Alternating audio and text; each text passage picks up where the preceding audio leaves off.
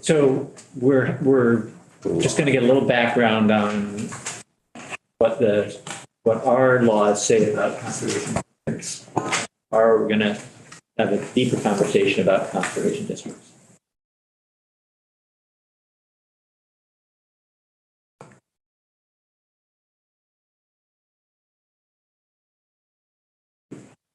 So I am going to share on my screen the chapter in law, 10 VSA chapter 31, which authorizes the conservation districts, gives them their authority, and dictates how they implement their authority. Much of this language is very old. Some of it is 70 years old. Oh, wow. And consequently, some of it is just not implemented or hasn't been implemented in a very long time.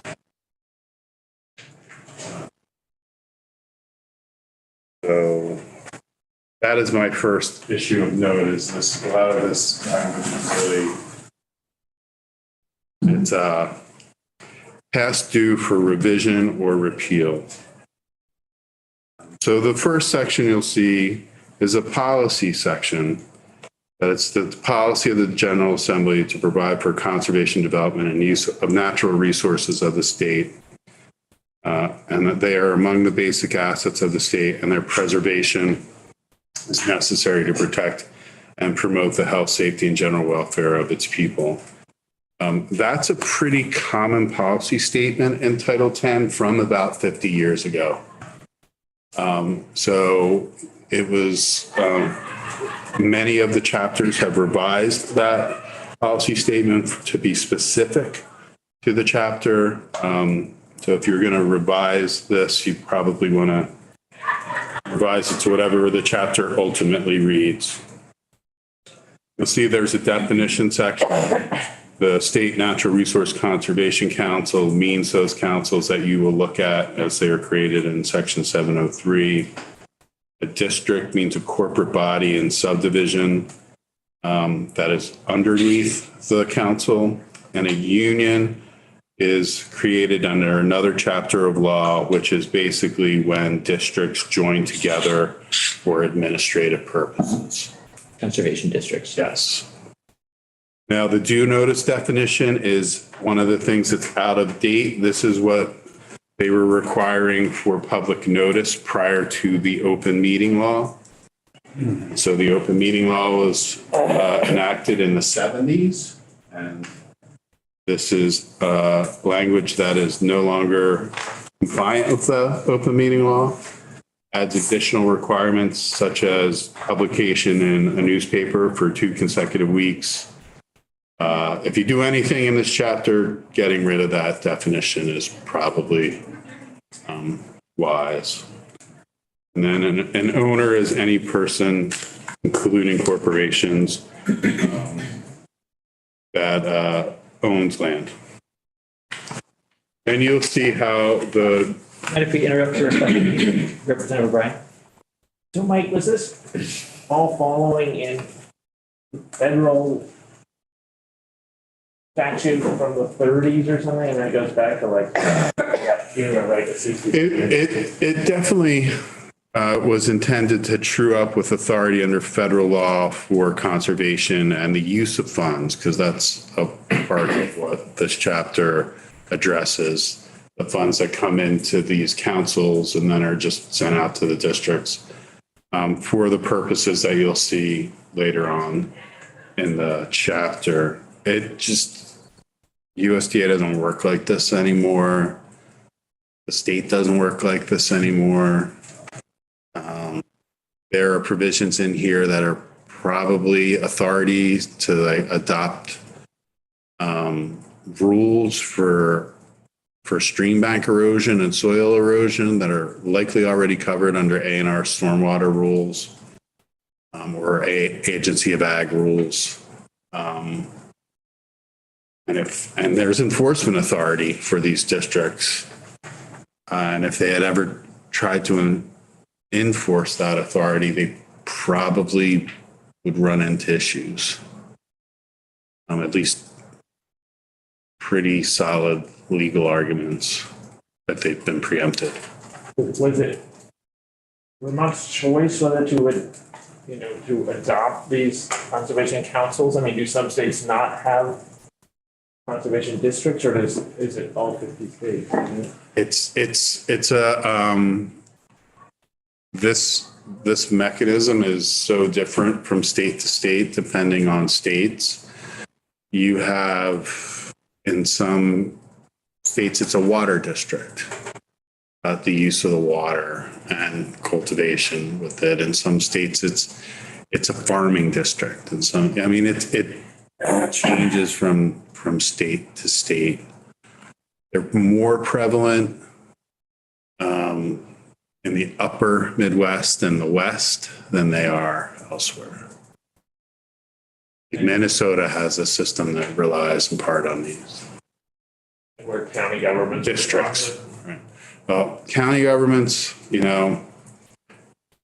Vermont had a strong county government, legislating would be a lot easier. Because you just tell the county to do something and you give them mandatory minimums and then you walk away. Which is what Maine does for a lot of its thing. You don't have the state doesn't have strong county government. No way to really implement that kind of mandate. Mike, under 701, it talks about policy. And is that for public land or public and private land? They make any distinction? In this chapter, it is both. Thank you. So you'll see that in 703, the Natural Resource Conservation Council is established, and that's the overarching entity association with basically oversight of all the districts and supervisory unions. It is established to serve as an agency of the state. It says that directly in the statute. It does not operate as an agency of the state. It operates through the Agency of Agriculture and a grant through the Agency of Agriculture. Its operation is kind of in conflict with its statutory authority. And it's created to perform the functions conferred upon it later on, and I think it's 723. And on that council, it's the Director of Extension, Secretary of Ag, Secretary of Natural Resources, and one member elected by the board of each supervisory union, who's a supervisor of the district within the union. So remember, the supervisory unions are districts that join together. And so for each of those unions, the supervisor of a district within that union is on the board. What's the timeline? So it was established as an agency of the state. When did it stop acting as an agency? I don't know. That's a great question. You'll see from the legislative history.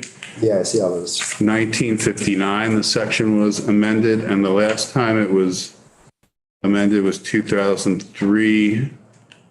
I think that was probably to correct a cross-reference to the Agency of Agriculture, because before then the secretary was the commissioner.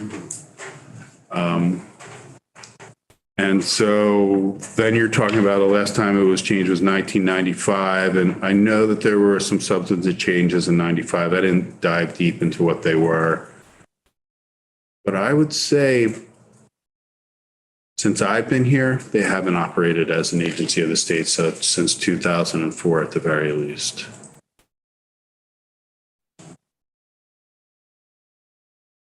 There's some obsolete language. There is no advisory committee where it says, in addition, the chair of the state forests and parks. There is no thing as the state forests and parks board. And there is no advisory committee. There's no state planning office anymore.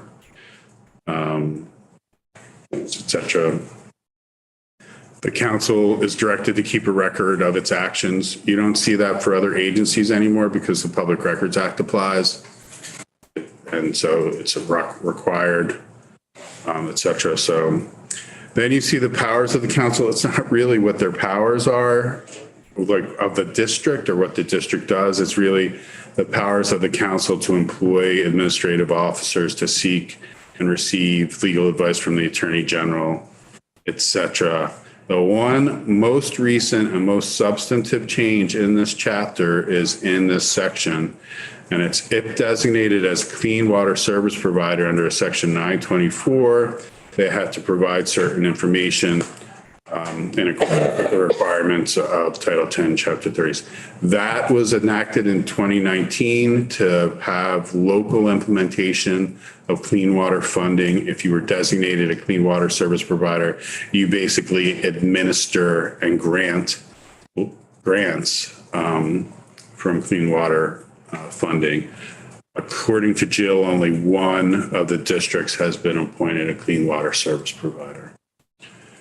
705 is about how the council operates. It's kind of out of date, especially the fact that they're going to issue surety bonds for all of its employees. That's basically, it's going to insure all of its employees against liability. No state agency does that anymore because there's a comprehensive insurance policy for all state employees. That goes back to the question, are they state employees? Then you... Not a state, an agency of the state. It says it's a state agency, but it hasn't been operating as a state agency. It's been operating as an entity that receives a grant from the Agency of Agriculture and then fundraises to cover the rest of its costs. I don't know if the comprehensive insurance policy would apply to them. I don't think it would.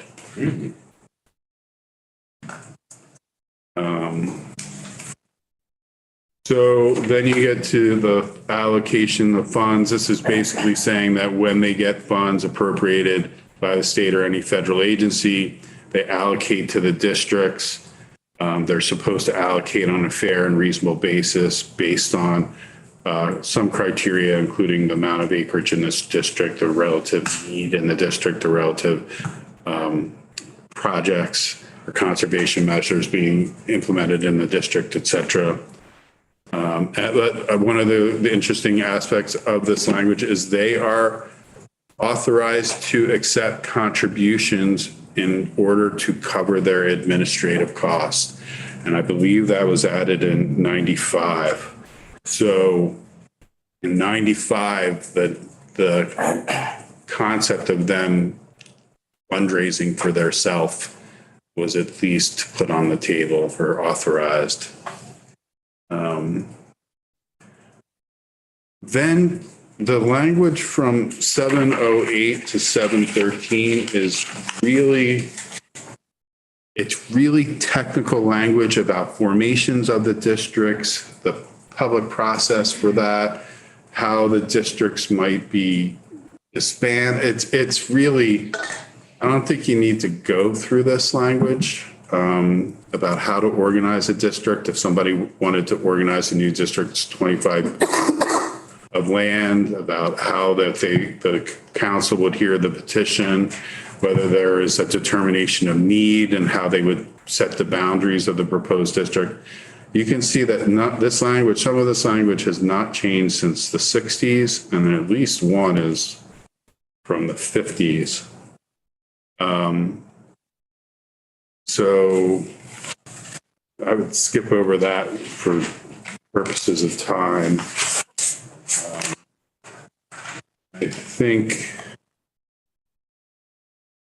one of the things I do want to note is that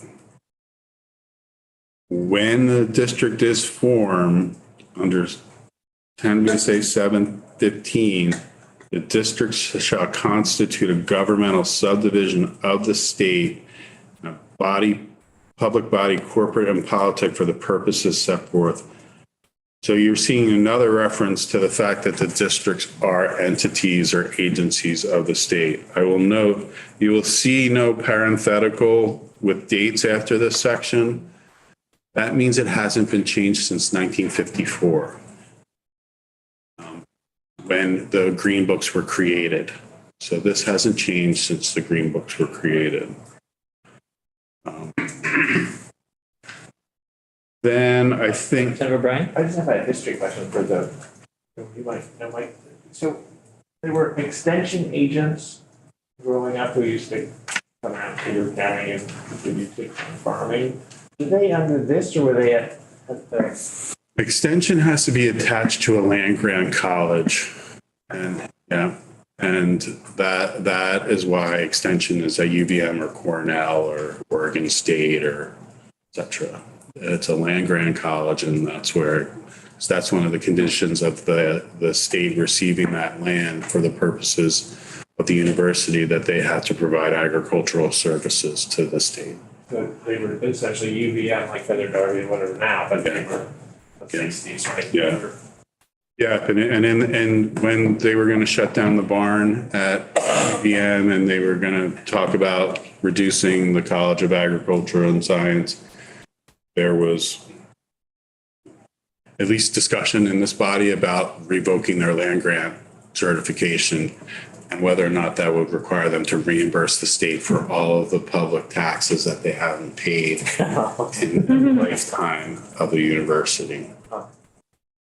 That didn't go very far. Yeah, it's just interesting because those extension agents in counties seem to do a lot of what these districts. Well, let's get to what the districts actually are authorized to do or what they're doing. And it's the powers of the supervisors. It's the supervisors of the districts are the ones that are granted the power. And they have authority to conduct surveys, investigations relating to the character of soil erosion and prevention and control measures and natural resources conservation. They can do demonstration projects, do things like demonstrate by example the means, methods, and measures by which soil erosion can be prevented and controlled. They can do things like carry out measures for the prevention and control of soil and stream back erosion. Talk about methods of cultivation, the growing of vegetation, the changes in land use. They can cooperate and enter agreements within their authority to furnish financial or other aid to an agency, governmental or otherwise, or to any owner of land. So they have grant making and loan making authority. And then they can obtain options in property by exchange, lease, gift, grant, or bequest. And then 6, they can make available to landowners within the district machinery and equipment, fertilizer, seeds and seedlings, and such other material equipment as will assist the landowners to carry out their operations. For the conservation of soil resources, they can construct, improve, and maintain structures. They can develop comprehensive plans for the conservation of soil resources. They can administer by purchase, grant, or lease any soil conservation, erosion control, or natural resources conservation project located within its boundaries and basically administered and funded by the U.S. government.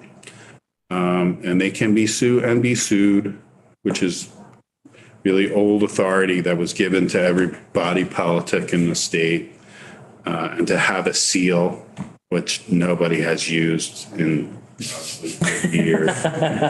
And as a condition, they may require contributions to any operations conferring such benefits. I bet you that was added in 96 as well. And then to address the previous question, well, what does this apply to? You can see in 724, they have authority to adopt rules governing the use of lands, all lands, within their district in the interest of conserving soil, controlling soil and stream bank erosion, and promoting conservation of natural resources drainages. According to Jill, she is unaware of any district that actually has any rules currently. Whereas enforcing them, they probably have some of them probably have them on the books, but are just not enforcing them. There's a whole process that is dictated by this chapter about how to adopt the rules. There has to be a referendum of everyone in the district. There has to be a majority of the landowners must approve them. It just would never happen, frankly, in this day and age. And so the rest of this language is largely about how to form these districts, how to form these rules and how to apply these rules, whether or not people can petition the Superior Court to enforce these rules against any property owner. It's just not being done. Then it talks about how to divide the districts and the unions, what happens when there's a division or separation. And then you come to this really weird subchapter about an action against the on-site sewage program provided by the subchapter, which there is none, regarding the design, installation, or operation of systems shall be brought against the conservation district only. And what? And shall be brought within 6 years from certification of the system by an on-site sewage tech. This entire subchapter is just totally irrelevant. Like, you just need to get rid of that language. It's just the entire other program that operates entirely differently than this. I think it was supposed to be repealed in 1996 or 2002, but it just wasn't. Because it basically implies that the conservation districts were administering on-site sewage programs, which I never even heard of before. And so that's the chapter. I really think the only thing that's truly remaining in relevance under this chapter is 7723, the powers of the supervisor. I think the districts are doing much of this, or at least at times doing some of this. But I would say there's very little else in terms of power that the districts are doing under this chapter. And I also think that it really needs to be clarified what the status of the districts and the council is in state government. Are they part of state government? Do they get covered by things like the Tort Liability Act? I don't know. I don't think they're state employees. I don't think they would get covered by the Tort Liability Act. So they're subject to liability. Maybe they should have a surety bond, but who's going to issue it? I don't know. So there's a lot in this chapter that really unnecessary, and then there's a lot that could be clarified. Questions? You may have, go ahead, John. No, I just wonder, what happens in the green books when this is there? Would it just be sorted out in court? You know, if somebody said, brought suit against them, and they said, well, look, it's in the green books, we have this authority. In reality, they don't really have it because DEC has it now, or the agency has it. So sometimes when we see language like this, that's so old and obsolete, we recommend to a committee to repeal it. My favorite is the urine farms. That when I was first here, there was still a urine farm authority, and What is that? it's horses. The urine for purposes of estrogen treatment, and so but they've over time been able to manufacture synthetic estrogen that makes the urine forms no longer relevant. So it was repealed at some point or? When I first started, I was like, what the hell is a urine farm? And I found out at that point that there were still some that, not in Vermont, but in like North Dakota was like the urine farm capital. For a while. And that shut down in North Dakota, and then it was Canada. But now it's all done. But we recommended that the language be cleaned up and removed. We do that at times, and I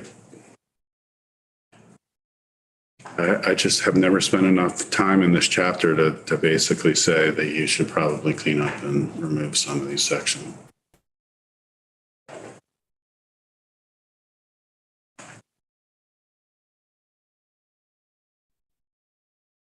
How do you decide? I mean, is it really It's up to you then. policy up to Yeah. decide what we have and what are obsolete? I can only on my own change very few things under our editing authority. And it's usually things like gender and using proper terms for an agency like Secretary of Ag instead of Commissioner of Ag. But I can't do much more than that. That's substantive. John Bloomer will run me down. I'm wondering about the elections. So section 719 talks about nominating petitions. I've heard anecdotally that there usually aren't contested elections for conservation districts that That's correct. trouble maybe finding people, like lots of municipal boards have trouble. But I'm wondering if there were two nominees for one position, so how who had gotten the signatures of landowners, only landowners, how would those elections be conducted and paid for? I don't know. I think you might have to default to Title 17's default election authority, which dictates how municipal and state elections are conducted. And I haven't staffed that subject matter for a long time. I have to go back and look at that. But why would you need, if this is a state agency, and if you're going to clarify that it's a state agency and the districts underneath it are instrumentalities of that state agency, do you need an election, or do you just need to give the head of that agency or the head of that district the ability to appoint? Board members. Yeah. So the statute, though, does say it is a state agency and it has. Right. But it's not functioning as one. It's not being appropriated or funded as one. It's not being administered as one. I don't know if any of the default things like the Public Records Act, Open Meeting Law, Tort Liability Act, General Comprehensive Insurance Policy, any of that applies to them. I expect that it doesn't. I'm a little confused as to how let's call it the culture of the districts, of how does it deviate from the law and nobody call it out? And I mean, how do these antiquated things get left behind and some other culture gets picked up on? I think this is really the erosion of an entity's authority through appropriations. What does that mean? It means that when you start defunding something, that they can't do a lot of what they By default. provided to Got it. authorized to do. I don't think that was nefarious or anything. I think it's just over 40 to 50 years. It's how things evolved. And some of that is that the things that they used to do got shifted to other, to more formalized. Yes. Yeah. Yeah, definitely. their responsibilities were taken away. Right, by DEC or by the agency or, yeah. Or municipal bylaw, right? Because municipalities have a lot of authority for erosion and et cetera. So we talked a little bit about the federal connection there and the fact that some states call them different things. Some states maybe don't have them at all. Is there, and maybe we should talk to somebody at the federal level, but is there any mechanism that you're aware of for federal funding, or what is the federal connection other than, yep, it's a thing that. Well, they have the authority under this language to accept money from the feds. But other than that, they're not, to my knowledge, entitled to any federal funding. They have to apply for it. And that's competitive. It's not like, I was just downstairs in institutions going over the EPA revolving loan funds. The state gets that, period. It gets the money in the EPA revolving loan funds under the Clean Water Act, regardless of what they do. Now, the amount might change, but they get an award every year. This doesn't provide anything like that. This is not like a quasi-state federal entity. And the federal funds that they do get come through NRCS for the most part. Through competitive grants. But to my knowledge, maybe Jill gets some sort of default grant, but I am not aware of that.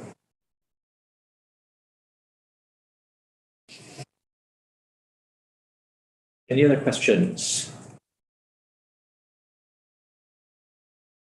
Okay, well, thank you for walking us through. Title 10, 31. We will hear tomorrow some testimony from Conservation District themselves, with the association, maybe both, and try and get a little better understanding of maybe how that culture has evolved and what we might do from there. Apparently there's ice cream in the cafeteria. We'll follow your crumbs. You too. I meant to say earlier, just wanted to say it for the committee, that we've gotten some written testimony on S115 that is on our committee page. So you can go take a look at that. And we do have, we have some more testimony tomorrow on that, hoping that committee may feel by the end of tomorrow that we're ready to move forward in some direction. So be thinking about that. And we'll have Mike back tomorrow afternoon at some point to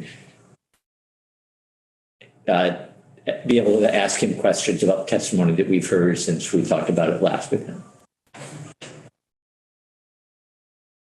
Is the paperwork the Chip Sawyer document? That sounds right. Okay. Yeah. St. Albans. What authority does the General Assembly have to really redefine what conservation districts do? Like, could we? That's a good question. Yeah. So how is it limited by federal authority or What's in statute at the moment? I mean, could we completely not completely, but could we, essentially narrow their focus, broaden it, or say, you're going to be the point agency for invasives, and I think we have that. I mean, in theory, right. have that authority. Yeah. Huh. Yeah. So it might be interesting to see what's actually happening and how it compares, right. where there's consistency, and then, are there things that aren't actually happening that also aren't in statute that maybe we might think, oh, that would be something that conservation districts could be doing. Like land access, right? That's your job. Yes. Is this fully our committee's jurisdiction, or would the Committee on Environment and Energy have to weigh in? Chapter 10. Title 10, so. Title 10 rather, yeah. Yeah, so maybe not entirely our, Yeah. we can, that doesn't mean we can't do some good work on it. I would be interested in if there's somebody out there who has that timeline, who, of understanding of sort of when it shifted from being, an agency to being what it is now, and that's sort of how and why of it. And I understand the idea that sort of slowly it degrades over time with sort of funds being shifted to other places, but it's hard for me to sort of imagine that happening with any of the current agencies today, right? Like we just that when something gets in the base amount, it just goes, it stays there year after year. And so how does that happen? Yeah. Because now we find ourselves sitting on this table talking about how important the conservation districts are, the work that they're doing out in the field, and how it's not nearly funded enough, and having fights about trying to get them funded and it not happening. And so it's interesting to understand how we got here. Yeah, it could be a case study. Yeah. We included money for them. What happened to that? So the Senate, I think, is today debating the Appropriations Committee amendment. Their idea of how the money all across the board should be spent. And there is funding in their proposal for the conservation districts. I think it moved into the base and less money than what we came up with. Recommended. Yeah. But a larger amount than is in base Now. current fiscal year, I think. That's just their amendment. Our House version is different, and there'll be conversation next week about that. Yeah, it's gonna be fun. Be sure you're there. Okay, well, thanks, everybody. Thank you.